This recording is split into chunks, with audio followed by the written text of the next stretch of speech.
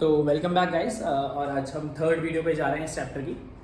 और third video में पिछली वीडियो में हम लोगों ने जेल इलेक्ट्रोफोरेसिस पे एंड किया। यहाँ पे हमने जेल इलेक्ट्रोफोरेसिस सेपरेशन करा फ्रेगमेंट्स का, और अब हम क्या कर रहे हैं, फोर्थ पॉइंट पे जा रहे हैं और वहाँ पे हम एम्प्लीफिकेशन कर रहे हैं जीन ऑफ इंटरेस्ट का। सेपरेट करने के बाद आपने अलग से निकाल लिया था बिल्कुल अपना डीएनए, और उसके बाद अब एम्पलीफाई करेंगे by the process of polymerase chain reaction, that is PCR. ये एक बहुत इंपॉर्टेंट प्रोसेस है। It is an in vitro process of DNA replication. DNA replication के लिए इन विट्रो प्रोसेस है। इस प्रोसेस में क्या होता है, सबसे पहले ये दिया किसने, ये देख लेते हैं, कैरी म्यूलिस ने, KARY कैरी म्यूलिस ने 1985 में ये प्रोसेस दी है। और इस प्रोसेस में होता क्या है, इसमें कुछ चीज़ों की रिक्वायरमेंट्स होती हैं। सबसे पहली चीज़ की जो रिक्वायरमेंट है वो है आपका डीएनए टेम्पलेट। क्या? DNA template. तो डीएनए टेम्पलेट होता है एक डबल स्टैंडर्ड डीएनए जिसको एम्पलीफाई करोगे। भाई क्या एम्पलीफाई करना है, तो जिस चीज़ को करा है उस चीज़ को एम्पलीफाई करना है। एम्पलीफाई भाई लोग मैं आप लोगों को बता दूं, एम्पलीफिकेशन का मतलब होता है कि नंबर ऑफ कॉपीज़ बहुत बढ़ानी है। एम्पलीफायर लगाते हैं ना गाने को, तो जब साउंड होती है उसको एम्पलीफाई कैसे करते हैं, वो बढ़ा देता है साउंड को। ऐसे ही यहाँ पे नंबर ऑफ कॉपीज़ को बढ़ाया जा रहा है, ठीक है। तो एम्पलीफिकेशन कर रहा है, डबल स्टैंडर्ड डीएनए को एम्पलीफाई कर रहा है। जो एम्पलीफाई हो रहा है उसको हम डीएनए टेम्पलेट कहते हैं। इसके अलावा प्राइमर्स होते हैं, ये केमिकली सिंथेसाइज्ड ऑलिगोन्यूक्लियोटाइड्स होते हैं, केमिकली सिंथेसाइज्ड ऑलिगोन्यूक्लियोटाइड्स। और ये बहुत सारे छोटे छोटे न्यूक्लियोटाइड से मिलकर बनता है और इनको जोड़ा जाता है अपने डीएनए टेम्पलेट के अंदर। इसके अलावा एक एंजाइम होता है, इस एंजाइम का स्पेसिफिक नाम है Taq polymerase, TAQ Taq polymerase. Polymerase का मतलब जो रिएक्शन तेज कराता है, ये हम लोगों ने पहले ही पढ़ा है। टैक पॉलीमरेज इसलिए है क्योंकि ये बैक्टीरिया थर्मस एक्वाटिकस से लिया जाता है। थर्मस एक्वाटिकस का T और एक्वाटिकस का AQ टैक बन जाता है मिलके, और टैक पॉलीमरेज का नाम है। ये थर्मोफिलिक बैक्टीरिया होता है। थर्मोफिलिक बैक्टीरिया का मतलब क्या होता है, ज़रा ऊपर देख लेते हैं। ये बैक्टीरिया जो है ये हाई टेम्परेचर पे भी एक्टिव रहता है, remains active at high temperature. तो सबसे बड़ी बात यही है, इसलिए थर्मोफिलिक कहा जाता है। और ये amplification of segment of DNA में भी बहुत ज़्यादा रोल प्ले करता है, ठीक है। तो इम्पॉर्टेंट इसलिए इसको है। टैक पॉलीमरेज का फंक्शन आ जाता है 1 या 2 नंबर का, वो आपको करना होता है, ठीक है। इंपॉर्टेंट है, अपने बोर्ड के पेपर के लिए बहुत ज़्यादा ज़रूरी है, ठीक है। अब कुछ स्टेप्स हैं पीसीआर के, पॉलीमरेज चेन रिएक्शन के।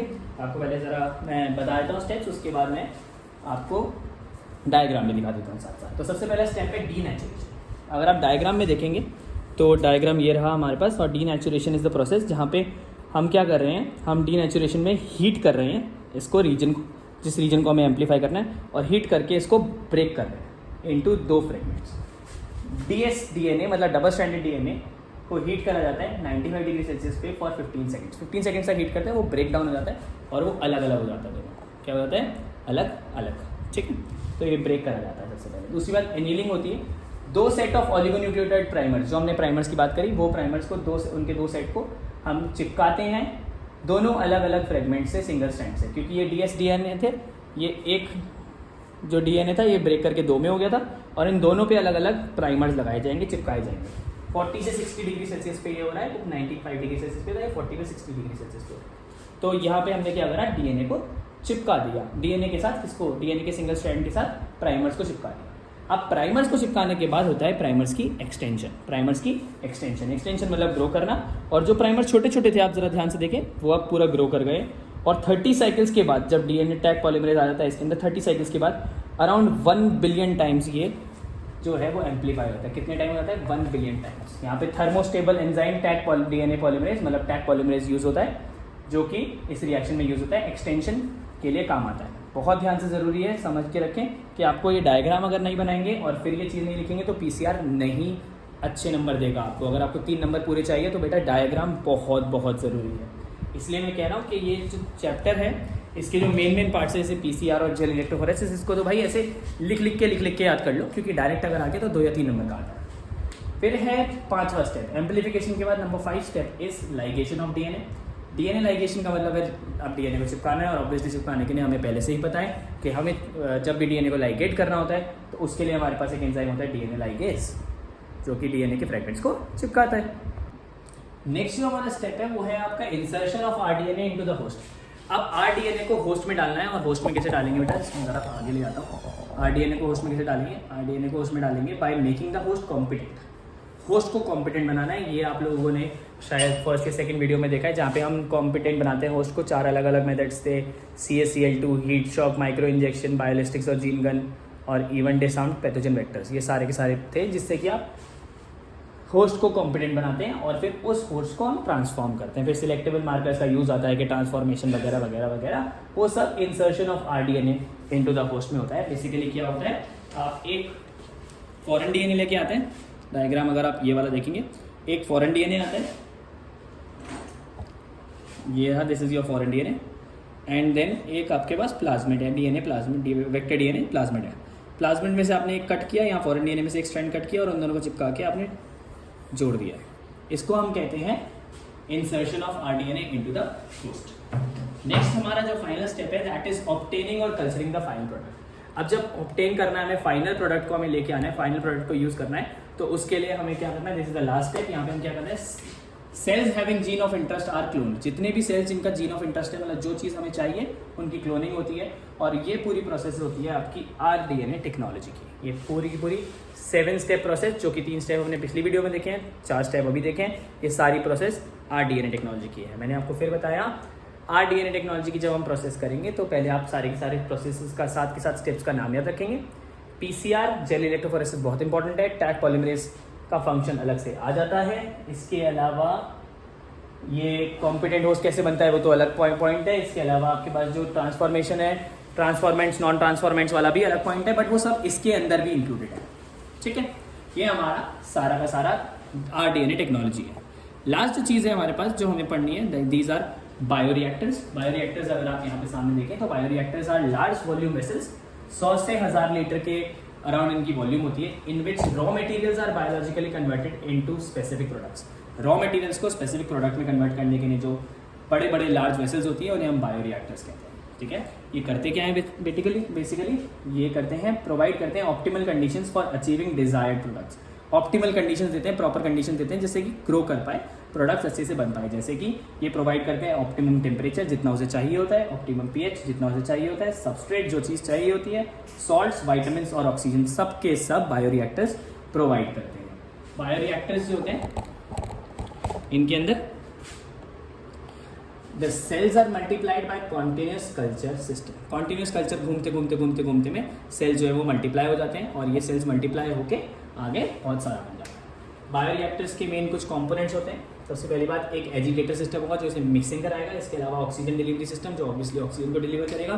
फिर फोम कंट्रोल सिस्टम, आप लोगों को पता है फोम बढ़े ना जाए, कम ना हो जाए, दोनों चीज़ों के लिए इंपॉर्टेंट है। इसके बाद आता है temperature control system, temperature maintain रखना है। pH कंट्रोल सिस्टम, कहीं कम या ज़्यादा नहीं हो रहा उसको देखना है। और लास्ट में सैम्पलिंग पोर्ट, क्योंकि आपको देखना है कि भाई बाहर निकाल के टेस्ट भी करना है, क्या ये पूरे के पूरे जो बायोरिएक्टर में जितनी भी चीज़ें हमने डाली हैं, जो चीज़ अभी मिक्स कर रहे हैं, क्या वो सही बनी है। ऐसा तो नहीं है कि हमें और कुछ घुमाना पड़ेगा और कुछ नहीं घुमाना पड़ेगा, या जो भी चीज़ करनी है तो उसके लिए सैम्पलिंग पोर्ट होता है, एक छोटा सी जगह, वहाँ से आप निकालोगे बायोरिएक्टर से और उसको सैंपल करोगे। अगर सैंपल सही है लैब में टेस्ट करके, इसका मतलब पूरा बायोरिएक्टर का जो भी प्रोडक्ट है वो सारा सही है, वरना सही नहीं है। बायोरिएक्टर्स जो होते हैं these are of 2 type basically. सबसे पहला जो होता है वो स्टरिंग, दोनों स्टरिंग टाइप बायोरिएक्टर्स होते हैं। पहला होता है आपका सिंपल स्टर्ड टैंक बायोरिएक्टर, ये यूजुअली सिलिंड्रिकल होता है या कर्व्ड बेस होता है इसका, और मिक्सिंग इजीली मिक्सिंग फैसिलिटेट करता है, इससे पूरी तरह से प्रॉपर मिक्सिंग हो जाए। इसके अलावा जो दूसरा होता है that is called sparged stirring tank bioreactor, ये मिक्सिंग के साथ साथ ऑक्सीजन की डिलीवरी भी अच्छे से, अवेलेबिलिटी अच्छे से कराता है। अगर आपको डायग्राम्स देखने हैं बायोरिएक्टर्स के, दोनों डायग्राम देख लीजिए, क्योंकि ये बनाने को भी आ सकता है 2 या 3 नंबर में, वरना ये लेबल करने को भी आ सकता है। हम कुछ भी चीज़ें नहीं छोड़ के जाएंगे, बायोरिएक्टर्स इंपॉर्टेंट है तो इसको हम ढंग से करेंगे। लास्ट जो हमारा पार्ट है इस पूरे चैप्टर में, this is called downstream processing. Downstream processing में आप सेपरेशन और प्यूरिफिकेशन करते हैं सारे प्रोडक्ट्स की। बेसिकली क्या होता है, जब हम बायोसिंथेटिक मतलब सारा काम कर चुके हैं, अब हमें क्या करना है, इसको मार्केट करने से पहले इसको दोबारा से सेपरेट करना है और प्यूरिफाई करना है सारे प्रोडक्ट्स को, जो प्रोडक्ट हमें चाहिए। इन दोनों प्रोसेसेस को टुगेदर हम डाउनस्ट्रीम प्रोसेसिंग कहते हैं। और ये बेसिकली क्या होता है, इसके बाद फिर क्वालिटी कंट्रोल टेस्टिंग होती है, और फिर जो भी और चीज़ें डाली जाती हैं, प्रिजर्वेटिव वगैरह, दवाई ववाई में जो भी चीज़ें डाली जाती है वो सब आती है।